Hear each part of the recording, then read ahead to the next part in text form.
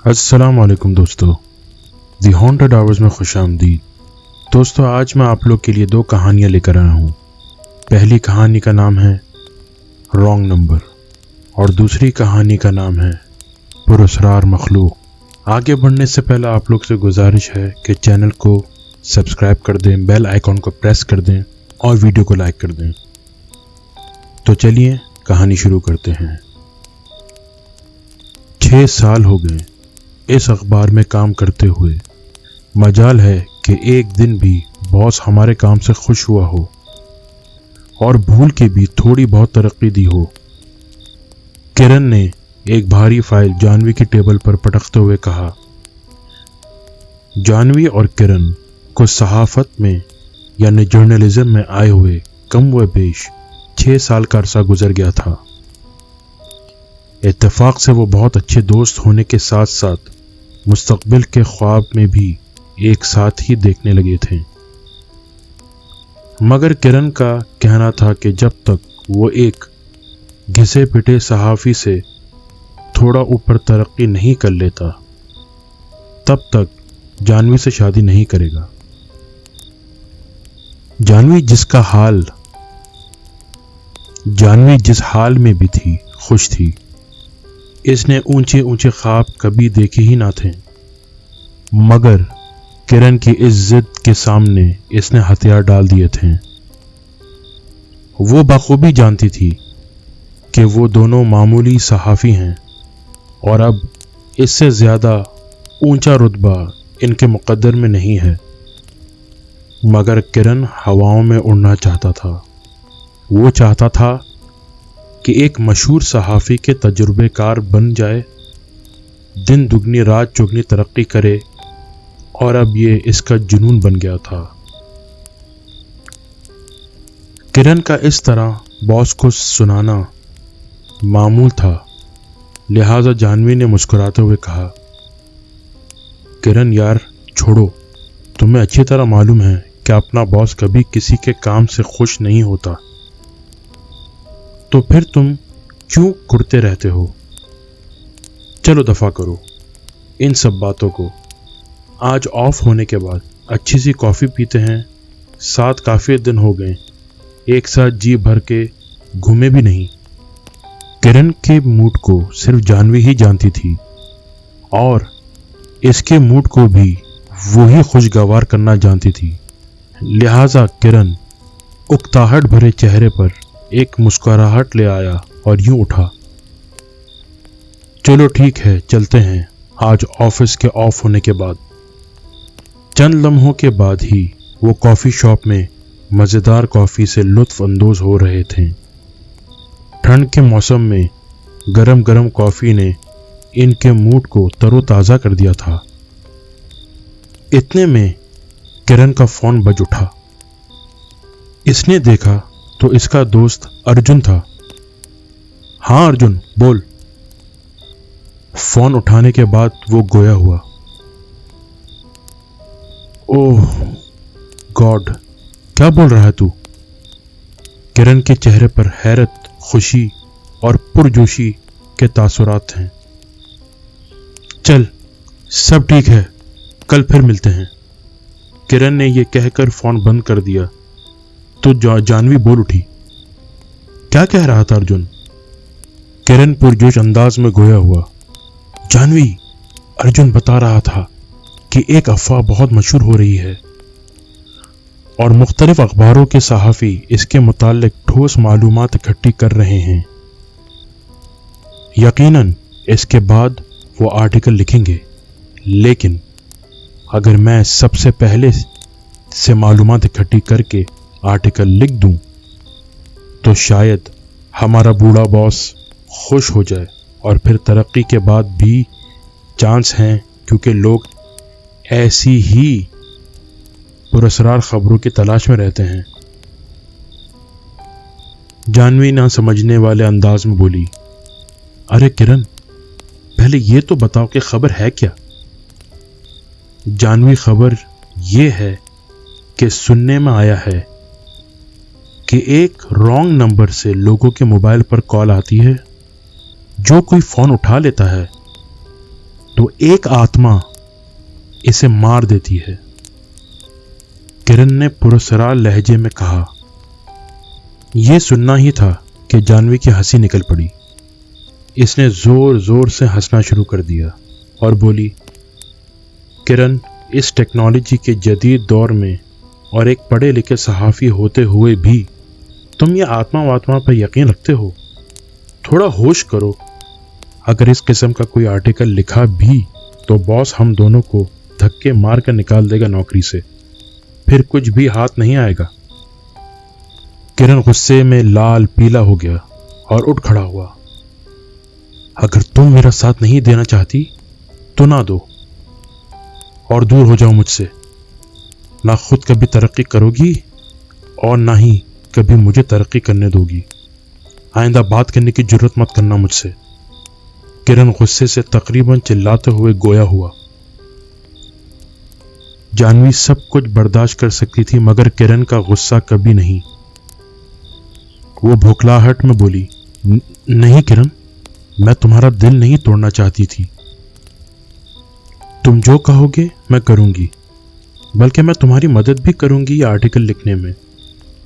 बस तुम मुझसे नाराज मत हो। जानवी के इस गिड़गिड़ाने पर किरण बोल उठा, ठीक है, तो कल सुबह अर्जुन से मिलना है। मैं तुम्हें पिक करने आ जाऊंगा, तुम तैयार रहना।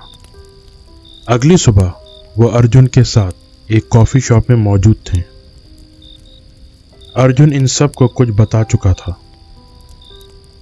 वो किरण का मुखलिस दोस्त था और हमेशा किरण के लिए कुछ भी करने को तैयार रहता था। इसीलिए इसने किरण की इस कदर मदद की कि खूनी रॉन्ग नंबर का भी सुराग लगा लिया था। इस खूनी रॉन्ग नंबर के बारे में मशहूर था कि जिस किसी ने भी कॉल रिसीव की तो वो आत्मा का शिकार बन गया। ब्रेक टाइम में जानवी और किरण साथ बैठे चाय पी रहे थे कि किरण बोला, जानवी, मुझे लगता है कि अपना आर्टिकल को थोड़ा और मजेदार बनाना चाहिए। हो सकता है ये किसी इंसान का काम हो। तुमने कहा था कि आत्मा पर कोई यकीन नहीं रखता। हाँ बिल्कुल, मैंने कहा था, जानवी ने चाय की चुस्की लगाते हुए कहा। किरण बोल उठा, इस नंबर पर कॉल करता हूं। जानवी उछल पड़ी, नहीं किरण, पता नहीं ये क्या राज है। इस नंबर का कुछ भी हो सकता है। हमें बस आर्टिकल लिखना है। कॉल वॉल छोड़ो, जानवी ने डरते हुए कहा। किरण झुंझलाया और बोला, जानवी, मैं जो कहता हूं वो दुरुस्त होता है। खामोश रहो तुम और मुझे कॉल करने दो। ये कहकर किरण ने अपना मोबाइल उठा लिया। ओह शिट, मैं लोड करवाना तो भूल ही गया। खाली है मोबाइल मेरा, किरण झुंझलाकर बोला। जानवी किरण के हर मसले में दिल व जान से मदद करती थी। जानवी बोली, ये लो मेरा मोबाइल, इसमें बैलेंस भी है और पैकेज भी। किरण ने झट जानवी का मोबाइल ले लिया। नंबर डायल करके किरण ने कॉल की तो आगे से मुकम्मल खामोशी तारी रही। 15-20 मिनट गुजर जाने के बाद भी मुकम्मल खामोशी रही। किरण ने कॉल काट दी और बोला, एक और मजाक। अब क्या आर्टिकल लिखना है इस नंबर पर जिस पर कॉल तक नहीं जाती। जानवी मुकम्मल खामोश रही। ऑफिस के बाद किरण ने इसे घर ड्रॉप कर दिया। घर पहुंचकर जानवी ने अपना मोबाइल टेबल पर रख दिया और नहाने चली गई। जब लौटी तो इसने अपना मोबाइल बजते हुए पाया। फोन उठाने पर इसके मोबाइल पर एक नंबर नजर आया। इसने कॉल काट दिया। जानवी थर थर कांप रही थी। इसको समझ नहीं आ रहा था कि आखिर करे तो क्या करे। मोबाइल एक बार फिर बज उठा। और अब की बार भी वही रॉन्ग नंबर इसके मोबाइल की स्क्रीन पर नुमाया नजर आ रहा था। जानवी के हाथ में मोबाइल छूटकर नीचे गिर गया, मगर मोबाइल अब भी बदस्तूर बज रहा था। काफी देर बाद मोबाइल खामोश हुआ तो जानवी ने डरते डरते मोबाइल उठाया और किरण को कॉल की। किरण ने जल्द ही कॉल रिसीव कर ली।